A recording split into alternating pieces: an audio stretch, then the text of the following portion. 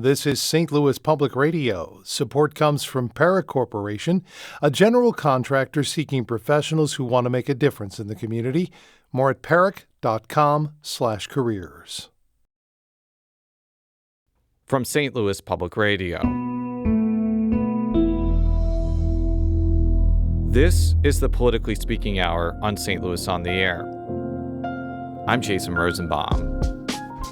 Later in the hour, we'll talk with State Senator Brian Williams on why Governor Mike Kehoe's PAC special session that starts Monday may be in jeopardy due to a combination of GOP disunity on stadium funding and the lack of buy-in from Missouri Democrats.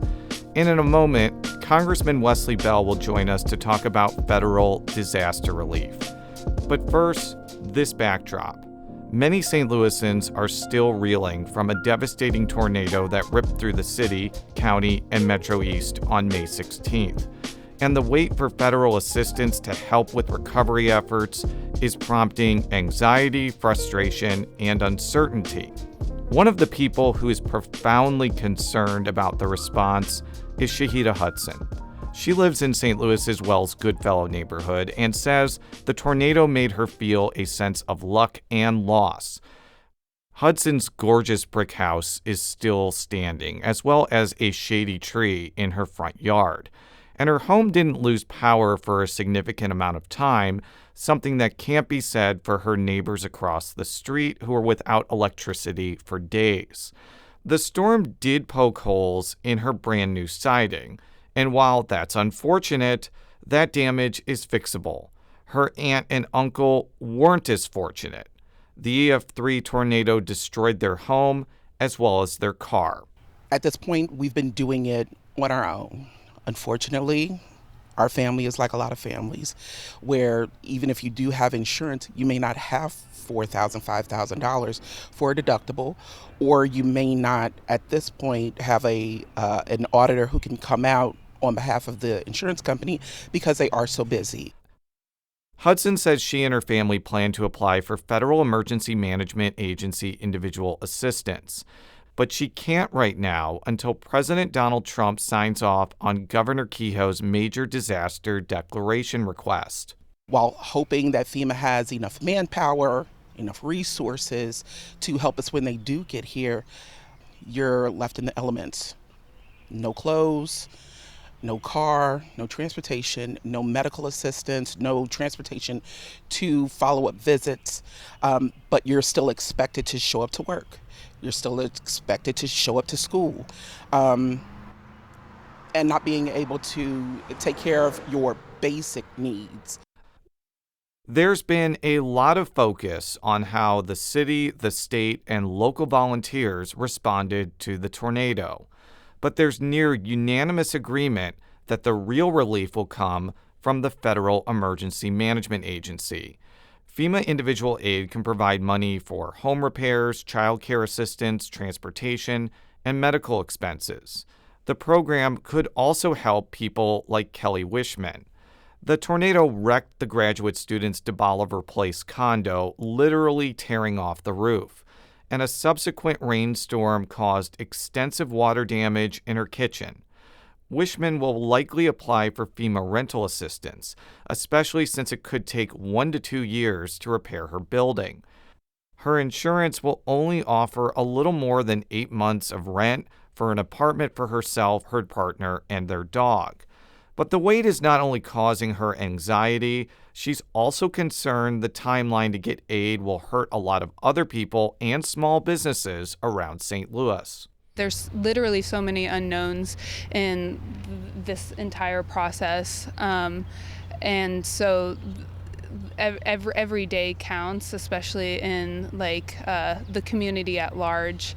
There's so many people facing these uncertainties, so many businesses that are that will probably go under from this impact because aid hasn't been allocated quickly. To be clear, Republican and Democratic presidents have often made states wait before getting the ball rolling on FEMA relief. An analysis of recent Missouri natural disasters shows that it typically takes anywhere from a couple of weeks to a couple of months for a president to approve a major disaster declaration. But there are dueling concerns with how Trump in particular handled disaster relief since he returned to the White House. He's rejected several states' disaster declarations, though few expect he won't sign Kehoe's request for tornado-related relief. U.S. Senator Josh Hawley said earlier this month he's going to keep the pressure on to get tornado aid to St. Louisans. We need FEMA to act very quickly, very, very quickly, and that'll be my message to the president. The other concern is that FEMA is also operating with fewer employees thanks to voluntary resignations and layoffs. Evan Mix is a research scientist at the University of Washington and an expert on governmental responses to disasters. Mix says the FEMA job cuts are a big unknown for Missouri and other states dealing with natural calamities. I would be very surprised if cutting staff at that level did not impact service delivery in some way. Everything from the speed of these review processes to the actual, provision of aid. In the meantime, reactions to the recovery effort for the May 16th tornado are mixed. Yesterday, the Missouri National Guard began helping with debris removal, and city workers responded immediately. And the city reports that all fully blocked streets are now clear, and they're removing city trees and light poles that fell on private property.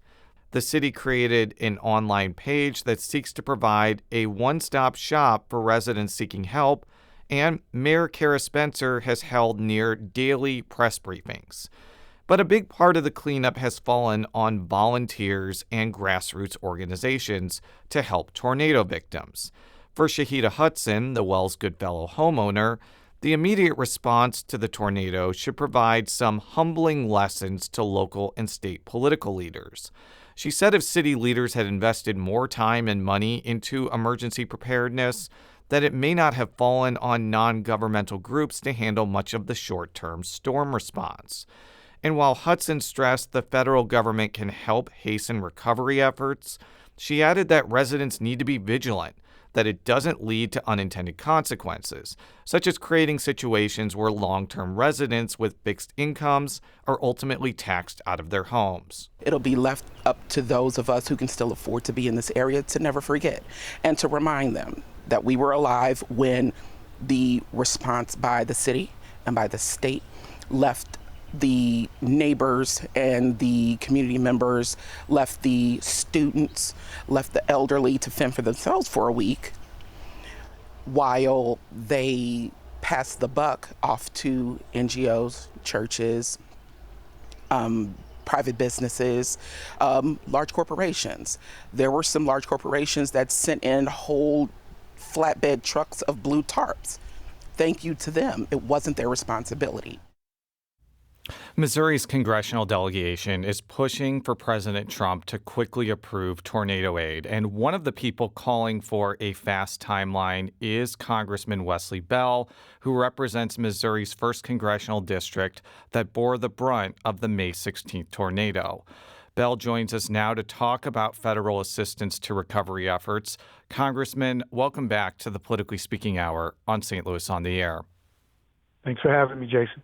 Governor Kehoe sent President Trump a major disaster declaration for FEMA individual assistance on Sunday. Have you received any indication from the Trump administration or FEMA officials about why that hasn't been approved yet? Well, typically we wouldn't we wouldn't necessarily get information ahead of time, and just to be clear on some information that you mentioned earlier, the average time for a declaration to be requested by a governor and being actually authorized is 11.4 days. Now, this administration has increased that time, with some of their authorizations. For example, the March 14th, March 15th one, which was just authorized the other, last week. And now that said, I think that we have to look at the gravity of the damage and the depth of the need. And in this case, particularly with respect to these recent tornadoes in North City, I think that this needs to have a little more, not a little more, I'm being facetious, but we need more urgency. Folks are in need, and in one of our most underserved communities in probably this entire region. And so I think that it's important to get the help to the folks that need it as quickly as possible. And so, yes, we are urging the administration to not take its time, but to act immediately. There have been some exceptions to the roughly 2-month timeline that happened with the current administration and past administrations. There was a situation in 2022 when President Biden approved a disaster declaration about 2 weeks after there was really bad flooding in the St. Louis region. Given that many of your Missouri congressional colleagues are close with the president, is it possible that President Trump could approve Keogh's request under a similar timeline? Because today is the 2-week anniversary of when the tornado touched down here. It is the 2-week anniversary of when the tornado touched down, but as far as when the declaration was sent, that was just sent last week. That said, Jason, the president can authorize it immediately. There's no requirement for the president to wait 11.4 days or 2 months. And I think that when we're talking about the urgent need when we talk about seniors and some of our children, some folks that are disabled, and the need was 2 weeks ago. And so this can be expedited. It is solely at the president's discretion, so they don't need to wait for the preliminary damage assessments to be done. He doesn't need to do that. So that said, and as we've seen from the entire Missouri delegation, I think that urgency is necessary. And I think that we want and expect the administration to move as quickly as possible today. We've gotten a number of comments from listeners about the prospect of Trump approving Keogh's aid request, including from Jeff Spurlock on Instagram. I doubt orange emoji, which is a pejorative emoji used to describe President Trump, will approve funds for STL. He's got a parade to plan. Eye roll emoji. Honestly, Congressman, there's a lot of sentiment on social media that Trump will either reject Keogh's disaster aid plea or stall it for political reasons. But are you getting any sense that that's actually going to happen, given that you've mentioned multiple times there is a bipartisan push from Republicans in the Missouri delegation to get this approved and get this approved quickly? As I said before, until it's done, I'm going to be concerned. And I don't want to, whether the tea leaves say one thing, whether there are whispers that it's going to get done, hey, that's great. But until it's done, we're not going to rest on our laurels. And even when it's done, there's still going to be a lot of work to do. The bottom line is people can speculate, but what we're seeing, at least from the March 14th and 15th storms, is that the administration did do the right thing. And we expect them to do the right thing in this one. This storm, this is the worst storm to hit this region since the late 1950s. And it took a similar path in 1959. And so we have a lot of folks that are in need of these resources, and it's needed, and it's the right thing to do. And so, we'll know when we know, but we're going to keep the pressure on the administration. We need to take a quick break, but when we come back, we'll continue this conversation with Missouri Congressman Wesley Bell about federal relief for victims of the May 16th tornado. This is the Politically Speaking Hour on St. Louis on the Air.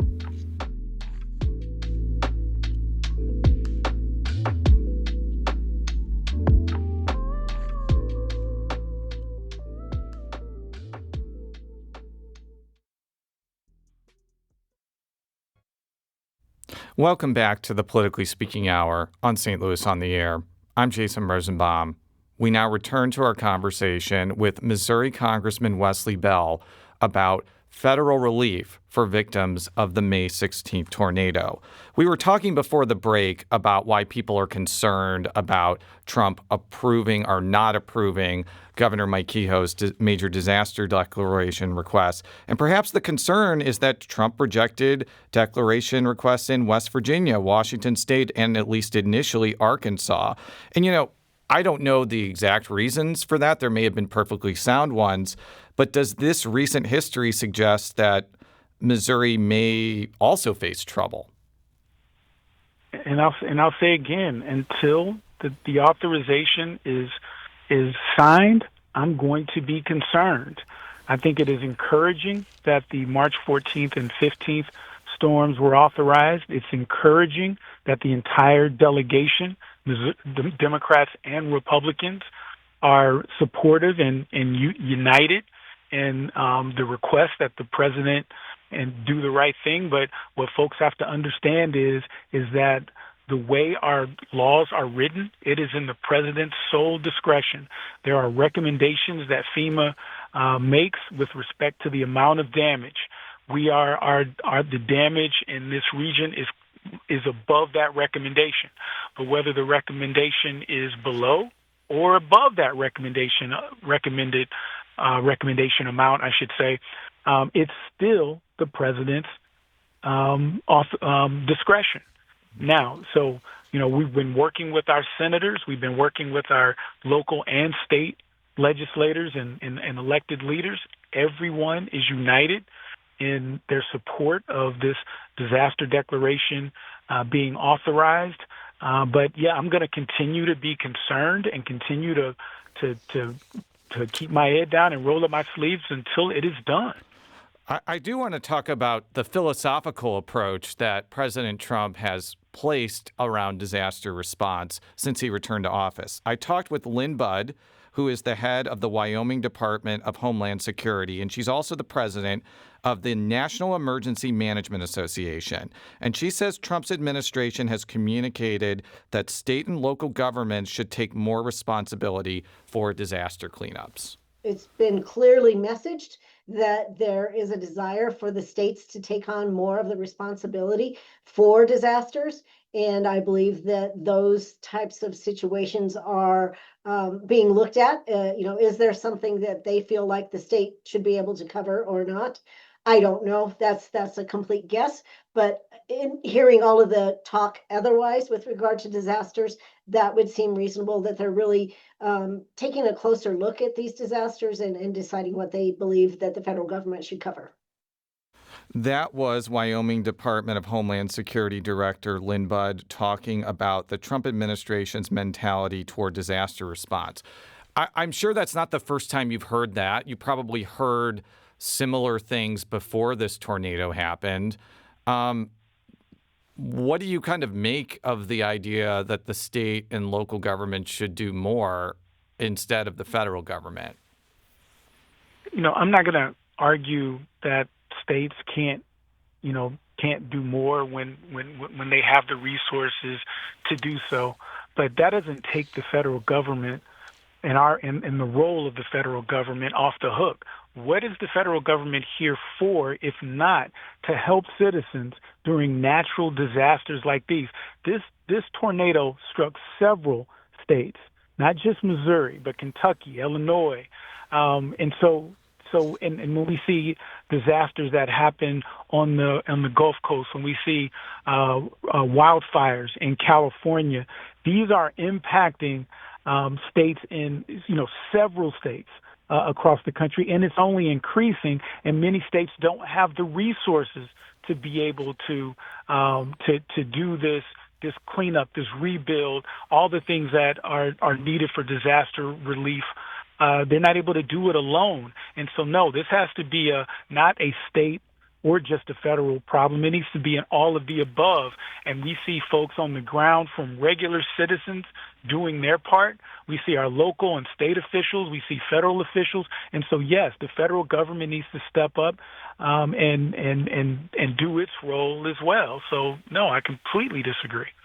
I think that the other concern that a lot of people have is that FEMA doesn't have the same staffing levels as they did before Trump came in office. News reports found that FEMA has 2,000 fewer employees thanks to voluntary departures and terminations. Let's say that Trump does approve Missouri's declaration. How is a smaller FEMA going to affect actually getting disaster aid to individuals? And I know that you have said to me, and you've said on the show, that we have to get this disaster declaration approved before we start talking about follow-through. But follow-through is really important to people who really need this help. And I think it's a critical unanswered question here. I think it's a legitimate question, and we have to juggle and deal with more than one thing at once. Now, obviously, the priority is getting the authorization so that those funds are unlocked. Obviously, that's going to be the priority. Thus far, what we've seen is that FEMA, their staff does seem to be meeting our handling and the crisis up to this point. Our office has been in constant contact with them, and we are able to get the answers that we need. And I'll say one thing, hurricane season hasn't started yet, and in a few months, this might be a different conversation. I'm not as concerned with respect to the staffing levels and what our region is going to need right now. We know FEMA was prompt with their preliminary damage assessment and being on the ground with that. A Small Business Administration is also setting up shop in North County. I know that's not North City yet because that hasn't been authorized as of yet. But everything that we're seeing thus far is somewhat encouraging. But my answer remains the same, Jason, until it's done, until we see the resources not only authorized but being delivered and in the hands of the folks who need it. I'm going to continue to be concerned, and the red flags are still going to be raised, and we're going to keep pushing. There are a couple of other things that I want to ask you about that are separate from the disaster declaration request. One of the things we've heard from listeners that I think is going to be a common discovery, given that many of these homes that were destroyed are over 100 years old, is some of the buildings are testing positive for asbestos, and that greatly complicates repair or demolition efforts. I'm sure you know this, but asbestos removal is a very complicated and expensive process. Is that something that the federal government or Congress writ large can help out for residents who are in this situation? Yeah, I think that my understanding of the resources that will be available if the major disaster declaration is authorized not only includes the emergency declaration, which is more of immediate needs, such as saving property damage, I should say, things that people need immediately after emergencies, but also the major disaster declaration. Also, those funds can go to long-term needs as well, like repairing buildings that were destroyed. We've had over 5,000 buildings that were damaged or destroyed during the storm in the North City and in St. Louis City. And so, those are real concerns that we want to be able to address, and it all starts with this major disaster declaration being authorized so that we can hit the ground. And we know that the governor has been on board, and so it's going to take, again, as I've said before, and I'll say again, it's going to take an all of the above effort from local, state, federal, but even organizations and folks on the ground. Another thing we've heard from listeners is a bit of dismay that the National Guard wasn't deployed sooner. This is a state and local decision. This is not a decision that you have the ability to control. But What do you make of that? Because I could see both sides of this, that you don't want to just deploy the National Guard for an undefined reason, but this does seem like a disaster where maybe they could have been here sooner. What's kind of your thoughts about that? Obviously, this is my home. This is where I'm from. These are my neighbors. And so, yes, I would want every resource being brought to bear as soon as possible. That said, we'll have time to do analysis and Monday morning quarterback. Right now, there's a need. There's folks who are displaced. There are folks who are in need of, every type of resource you can imagine if your home is just taken away from you or destroyed or what have you. And so that's our focus right now, is getting the resources that folks need. And we're working on, not just on the federal level, but our office this is our number one priority, and we're helping folks find whatever resources they need, get connected to whatever resources they need. That's our priority. But there'll be a time to analyze and look what should have been done. But right now, my focus is on getting the help to the people that need it most. My last question for you, can you talk about some of the ways your office is available for concrete assistance? What have you done already, and what do you plan to do to help out this local, state, and federal effort, where you've mentioned many times it's going to require more than just the mayor, more than just the governor, and, also members of Congress to also provide help? So what we're doing is we're doing several things, and as we get more ideas, we'll add those to the menu. One of the things that we're doing is serving as a clearinghouse for the different organizations that are doing different work. There's a lot of great organizations that are on the ground, and sometimes in a city this size, the left hand doesn't know what the right hand is doing. So we encourage folks, reach out to our office if you're providing any type of resource, so we can keep that in our database. So when folks call in and they need help, and we don't care if it's a regular citizen or if it's city officials, we're another resource that will have that information at hand. Also, our office is available to walk folks through the process.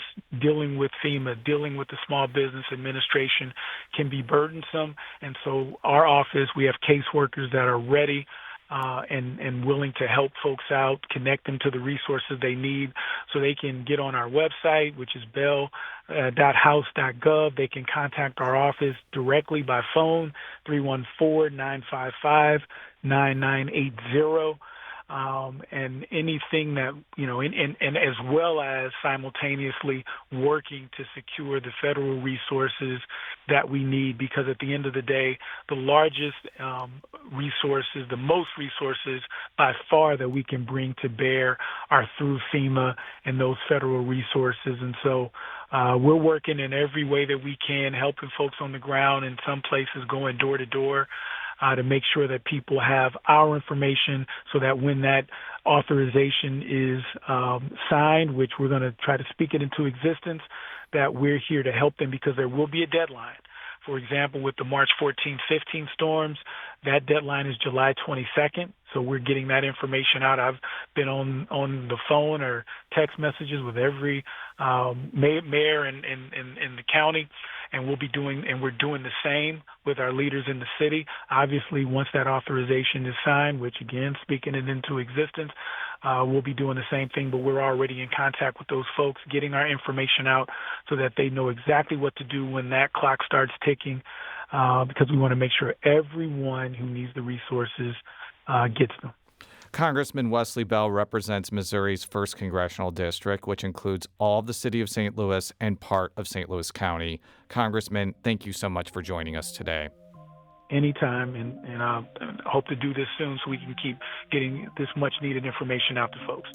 When we come back, we'll talk about why Governor Mike Kehoe's special session may be in a lot of trouble before it starts on Monday. This is the Politically Speaking Hour on St. Louis on the Air.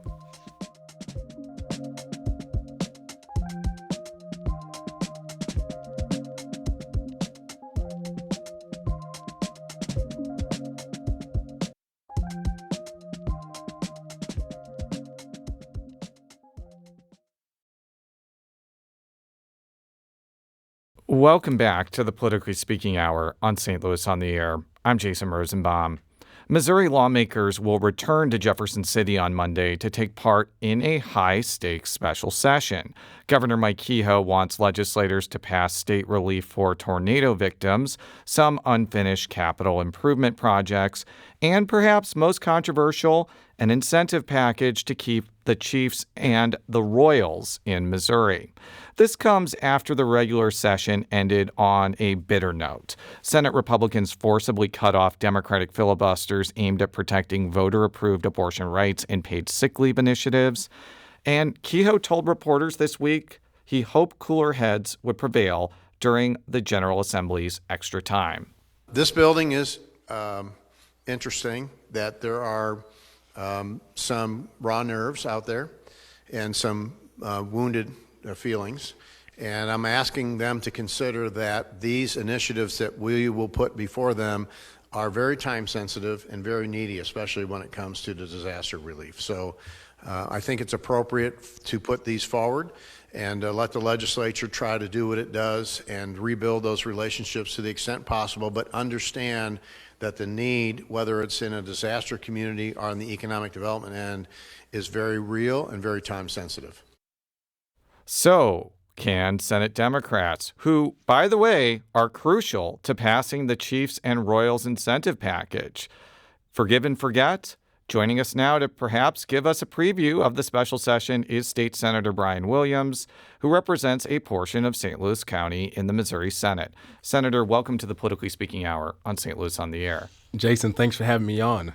Good to see you. It's great to see you, too. What are your initial thoughts on Kehoe's special session? Well, I think it's going to be complicated. There's so many moving parts. I'd be remiss if I didn't acknowledge the fact that St. Louis has went through probably one of the most devastating natural disasters that our region probably has ever seen.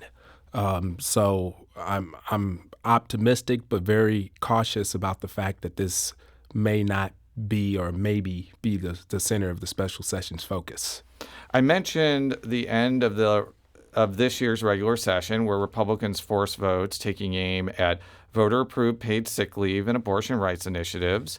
You heard the governor's comments about raw nerves in relationships. What do you think about them?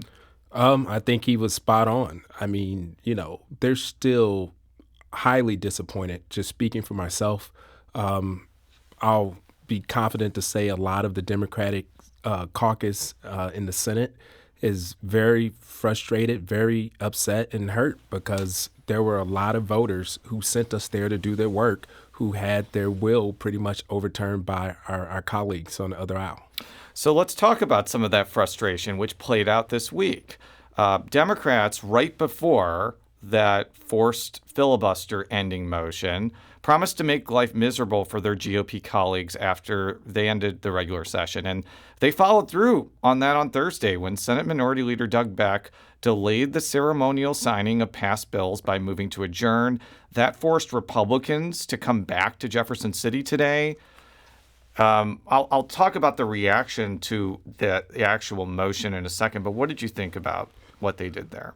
Well, I think it's definitely not a good start to the special session.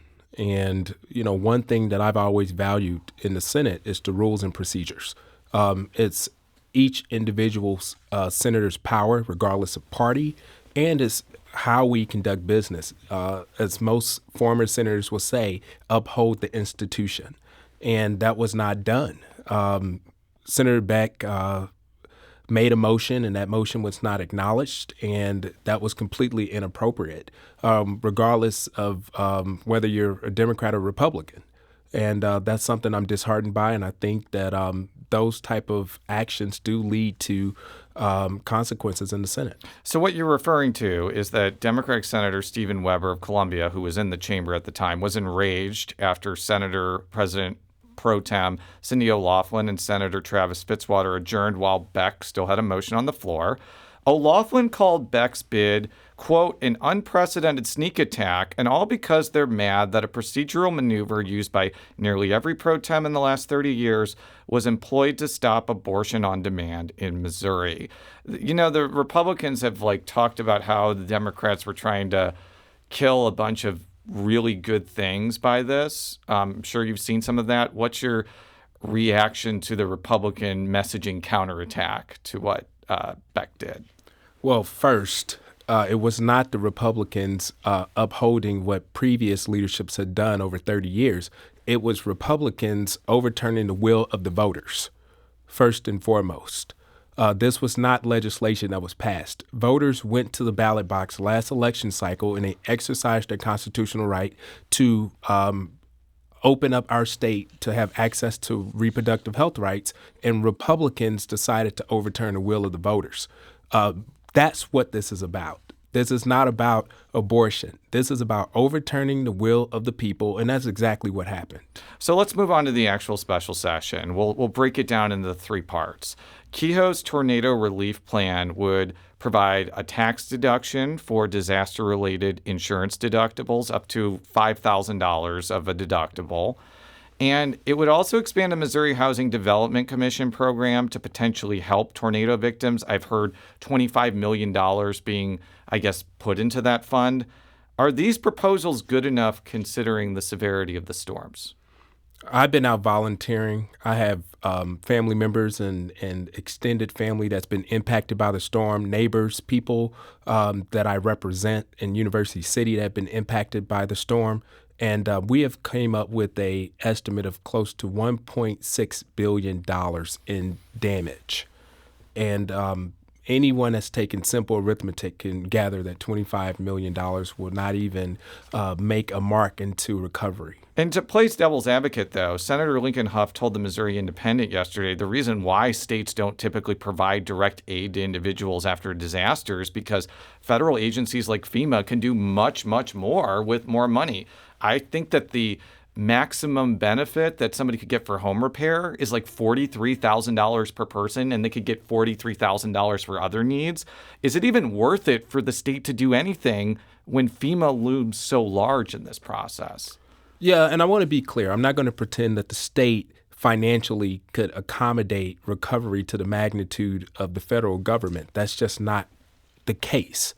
But when you think about that this storm has now impacted our region for almost 2 weeks, the president or the federal government has not stepped in yet. Since people like to talk about precedent in the past, we've seen instances where former presidents, former governors have stepped in within days and have provided more funding than $25 million, whether it was Joplin, Missouri, or previous presidents stepping in after a declaration of natural disaster, regardless of political party. We've seen the Biden administration and previous ones step up a lot sooner. This current administration has not stepped up in any capacity. There's been surveys, but there has not been any needle moved in terms of showing the American people, in particular St. Louisans, that they care. The other aspect of Kehoe's special session call involves capital improvement projects that were left unfinished after the regular session. So for some background, for people that don't follow the legislature as closely as me or you, the House basically killed $500 million worth of projects, and Kehoe's call is seeking to resurrect some of them, not all of them. What do you make of the inclusion of these capital improvement items, especially as a member of the Senate Appropriations Committee? Well, that's something I take very serious. One, getting a budget done by the constitutional deadline. Also, maintaining our budget and ensuring that we're not in a deficit. And then, most importantly, ensuring that the people in our state that need it the most are getting the resources through our state budget appropriations. So as a member of the Senate Appropriations Committee, there was a lot of important things in House Bill 19, like funding for housing for veterans, clearly mental health hospitals. We've had so many different projects and funding mechanisms in that House bill that would help some of the people that need it the most. And to think that the House undercutted that process has been very concerning. I mean, there are some feelings that subsequent budgets are going to be much tougher. Does it make sense not to spend $500 million when that can be used for core state governmental services next year, the year after that? Yeah, absolutely. You know, it's been this really concerning tone that we should be good fiscal stewards of the state's money only when it's appropriate and convenient. We've cut funding from veterans. We've cut funding from community health centers and so many other entities that serve as safety net programs and create access for people who need it the most. Yet that's being completely overshadowed by subsidies to keep a stadium or a team in Kansas City. Well, let's talk about that, because the Chiefs and Royals incentive package has prompted a lot of feelings among Missourians, including David Walls, who wrote on YouTube, "A good idea has no party. It's just a good idea. Keeping the Chiefs and Royals in Missouri is a good idea. Those who are getting in the way of executing a good idea are not representing the people's best interests." Now, let's be clear. There are a lot of diehard Kansas City sports fans that do not want those teams going to Kansas, and Kansas is making a big push to move them, 10 miles across the border? Is Keough wrong to try to keep these squads in Missouri with this incentive package? Well, I think it goes back to a saying that my grandmother would always say when I was a kid. It's not what you do, it's how you do it. It's not what you say, it's how you say it. So in this instance, it's not about whether or not we should work hard to retain the Royals and the Chiefs. It's about at what cost. And right now, the cost is potentially Missourians who have been impacted by a natural disaster continuing to suffer, safety net programs, access to health care and necessities potentially being put on the back burner. To retain a sports team that we all know have the capabilities that everyday Missourians do not, and that is to fund these stadiums and retain some type of commitment to Missouri without the state's contribution financially. I do have to ask, though, is your caucus split on what to do here? I mean, I'm sure there's some Kansas City legislators that really want this incentive package to pass. I saw your colleague, Senator Barbara Washington, talking very highly of the Chiefs and Royals on the Senate floor. How does that affect how Democrats respond here? Well, we haven't had a chance to really start special session and identify what this is going to look like next week. But, I think there's no secret that my colleagues in Kansas City should have some concern about wanting to retain those teams. And I don't think that's something that's not practical. But again, we're going to have to look at and recognize at what cost. And I personally, just speaking for myself and not our caucus, don't think that we should prioritize the Royals or the Chiefs over people who have been impacted by hopefully a once-in-a-lifetime disaster or some of the most vulnerable populations of people in our entire state not getting access to the things they need, like health care and things of that necessity. Can't the legislature do all those things at the same time? There is a possibility that the legislature can do that. But at the same time, it's going to require something that I believe in, both sides coming together, recognizing the need, assessing the need, putting the people first. I always stress to my colleagues on both sides, the St. Louis region makes up 45% of the economy, meaning any investment you make into St. Louis and or Kansas City is only good for the future of our state. But on the other side of it, government also works best, Jason, when it's close to the people. And right now, I feel like government is getting further and further away from the people and closer to special interests, and that concerns me deeply. Well, let's talk about why Senate Democrats are so important here. I do not think the Chiefs and Royals package will pass without Democratic votes. There are some Republicans that do not like providing subsidies to sports teams. Senators Nick Schroer and Joe Nicola have expressed real reluctance to do that. I also saw a comment from Senator Bratton, who is the head of the Freedom Caucus. I think your caucus has a lot of leverage here, but I'm not sure how much the Republicans are willing to give up to get this across the finish line. Have they communicated what they're planning to provide as incentives to people like you, Senate Democrats, to play ball here? Pun intended, by the way. Yeah, that's a great pun. And again, I know. One thing I want to acknowledge is Governor Keough has done a good job this session in terms of communicating with members of the Senate, the legislature. I've seen him in the hallways in the Senate more times than any governor. Honestly, sometimes I forget that he's the governor and still thinks he's the lieutenant governor because he's so engaged. So I give him credit to that. But I think at this time right now, we're at a very unique time. And I think the decisions we make over the coming weeks is going to have a lasting impact on our state in ways that I can't even describe. So do I think it gets done? It's going to be very, very difficult. Do I think Senate Democrats play a huge role in this? Absolutely. And I think where we are as a caucus, where we are as individual senators is going to matter more than ever. I'll throw out an idea. I mentioned the tornado relief tax deduction for insurance deductibles. I did the math on that, and if you have $100,000 in taxable income and you somehow have a $5,000 deductible, which a lot of people don't, it's usually around $2,500 for a house, $500 for a car, you would get maybe $240 in relief. Is a possibility, making it a tax credit, which would make it significantly more expensive, but that would probably be more impactful to people who are dealing with this, even if they have insurance. Yes, it would be. And again, you did those figures, and based on what numbers have been provided to us today, that's not going to move the needle for anyone. So I think we're going to have to explore some type of package. I think it's going to be really imperative that we deploy tools within the Department of Economic Development.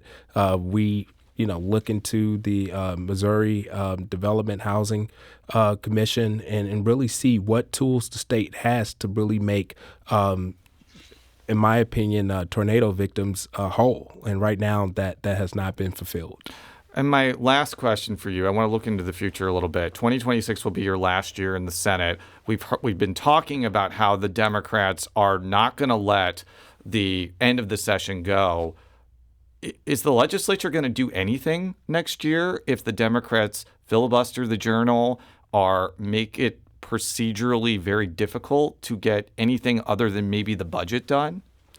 I hope that's not the case, but at the same time, it's not about how you go about things. It's about how you really handle them moving forward. And right now, based on what we've seen yesterday and going into next week, we're looking like we're going to be in a situation where there's going to have to be some growing pains. I think our colleagues on the other side of the aisle is going to have to come in good faith and acknowledge that the body should not operate the way that it did at the end.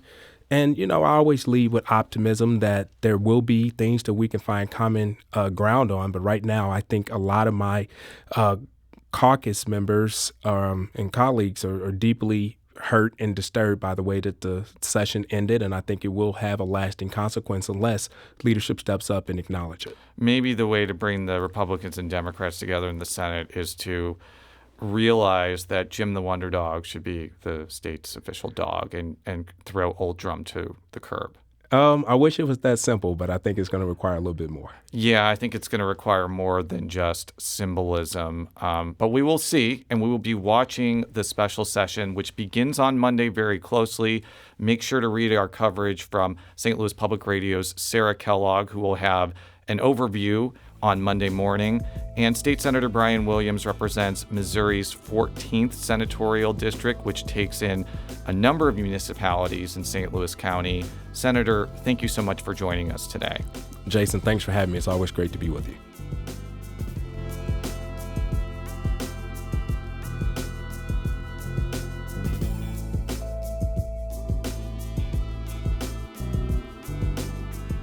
The Politically Speaking Hour on St. Louis on the Air is produced by Jason Rosenbaum, Alex Hoyer, Emily Woodbury, Danny Wissentowski, Maya Norfleet, and Elaine Cha. Audio engineering and sound design by Aaron Dorr. The politics editor is Fred Ehrlich. St. Louis on the Air is a production of St. Louis Public Radio. Understanding starts here. Do you find yourself regularly listening to episodes of St. Louis on the Air? Suggest us to a friend you think might enjoy our conversations. And leave us a review and rating on Apple Podcasts on the App Store. It's the simplest way to help people discover our show. Thanks. St. Louis Public Radio is a member-supported service of the University of Missouri St. Louis.